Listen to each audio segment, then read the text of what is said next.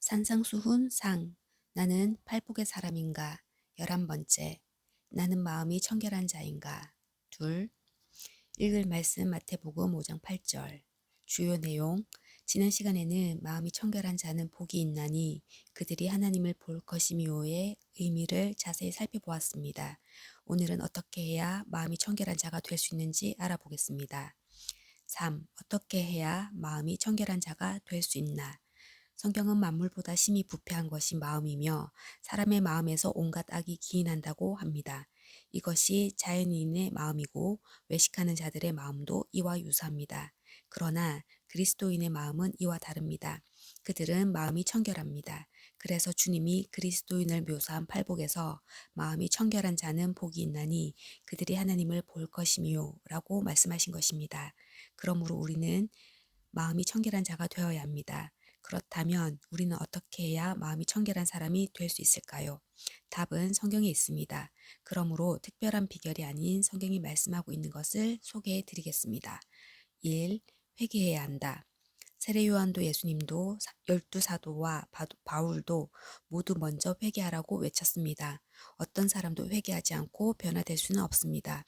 팔복은 회개하라 천국이 가까이 왔느니라 라는 예수님의 말씀을 듣고 회개한 사람들의 8가지 특징입니다. 그 중에 하나가 마음이 청결입니다. 그러므로 마음이 청결한 자가 되려면 회개해야 합니다. 2.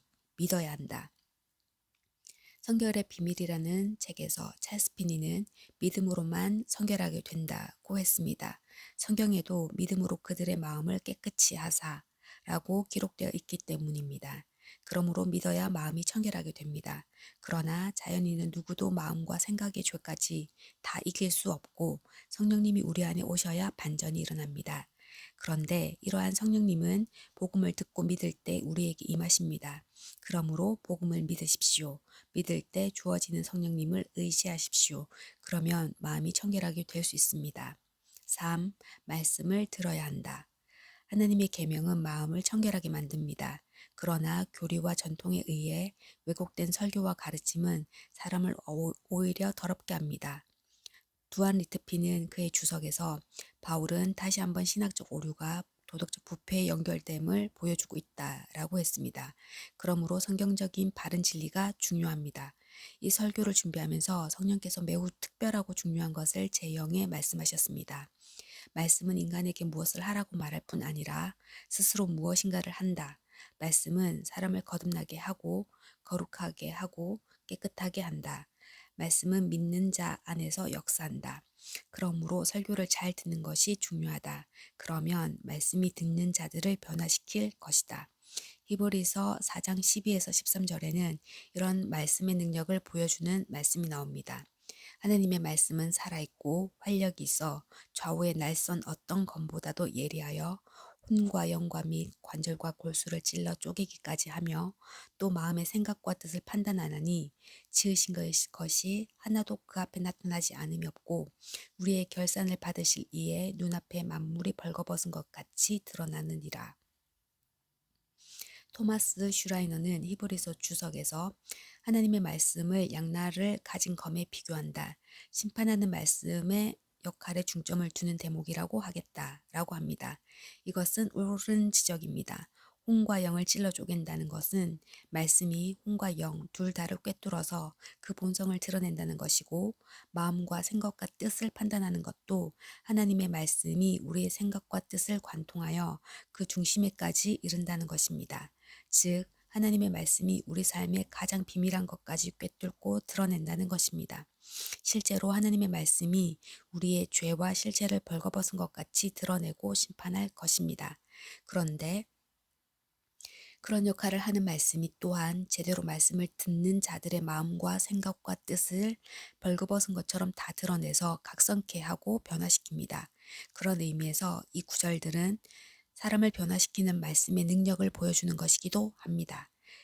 이한수 교수님도 사도들이 쓴 러브레터에서 하나님의 말씀은 살아있고 활력이 있다. 이 표현은 신적 계시가 지닌 역동적인 성격을 보여준다.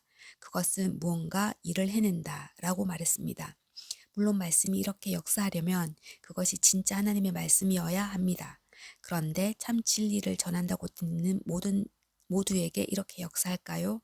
그렇지는 않습니다. 그 말씀을 하나님의 말씀으로 인정하고 사모하는 마음으로 겸손히 듣는 자에게만 그렇게 역사합니다. 좋은 예로 고넬료의 집에 모인 사람들은 베드로의 설교를 100% 하나님의 말씀으로 인정하고 겸손하게 사모하는 마음으로 들었습니다. 그때 성령이 그들에게 임했습니다. 그런데 베드로는 그들에게 마음이 깨끗하게 되는 일이 일어났다고 했습니다. 그러니 마음이 청결하게 되는 비결이 무엇이겠습니까? 바로 사모하는 마음으로 말씀을 듣는 것입니다. 그러므로 매 시간 믿고 기대하는 마음으로 설교를 들으십시오. 4. 말씀대로 살려고 노력해야 한다. 말씀과 성령은 우리에게 진리에 순종할 수 있는 힘을 주지만 억지로 순종하게 하지는 않습니다.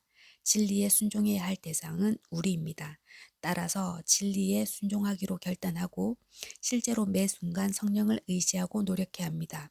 예수님은 제7계명을 설명하시며 음욕을 품고 여자를 보는 것도 간음이라고 하시고 만일 내 눈이 너로 실족하게 하거든 빼어내버리라 고 단호하게 말씀하셨습니다. 그래서 이런 제안을 드립니다.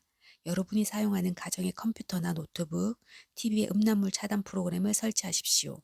그래서 유혹의 근원이 되는 것들을 삶에서 제거하시기 바랍니다. 5. 하나님의 얼굴을 구해야 한다. 누가 손이 깨끗하고 마음이 청결한 자입니까? 바로 여호와를 찾는 족속, 그리고 야곱의 하나님의 얼굴을 구하는 자들입니다. 하나님을 찾고 하나님의 얼굴을 구하는 것은 마음을 더 온전히 청결하게 하는 비결이 됩니다. 그러므로 하나님을 사랑하고 그 얼굴을 구하는 자가 되어야 합니다. 마음이 청결한 자는 자에 대한 말씀을 마무리 지으면서 두 가지를 말씀드리겠습니다. 먼저 우리는 마음의 청결을 사모해야 합니다. 그런데 마음의 청결은 완벽한 것을 뜻하는 것은 아닙니다. 마음이 청결하게 된 사람도 때로는 눈이나 마음과 생각으로 죄를 지을 수 있습니다. 그럴 때는 자백하고 즉각 돌이켜서 다시 시작하면 됩니다. 다음으로 마태복음 5장 8절에서 얻어야 할 가장 심오한 교훈은 마음의 청결이 아니라 하나님이 궁극적인 목표가 되어야 한다는 것입니다. 그러므로 마음의 청결을 사모하는 데서 멈추지 말고 반드시 하나님을 찾고 하나님의 얼굴을 구하는 자가 되어야 합니다. 그런데 조심스럽게 더하여 말씀드리고 싶은 것은 하나님을 사랑하는 것이 가장 중요하지만 하나님을 사랑하는 것에만 올인해서는 안 된다는 것입니다.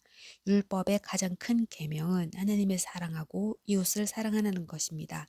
그러므로 하나님을 최고로 사랑할 뿐 아니라 서로 사랑하고 이웃을 사랑하고 원수와 핍박자까지 사랑해야 합니다. 그럴 때 참된 성숙이 이루어지고 생명과 기쁨과 평안이 넘치게 됩니다. 나눔과 적용. 마음이 청결해지는 비결은 사모하는 마음으로 말씀을 듣고 행하는 것입니다. 말씀을 듣는 마음과 자세를 점검하고 나를 변화시키는 말씀의 능력을 체험하기 위해 무엇을 결단하고 실천해야 하는지 나누어 봅시다.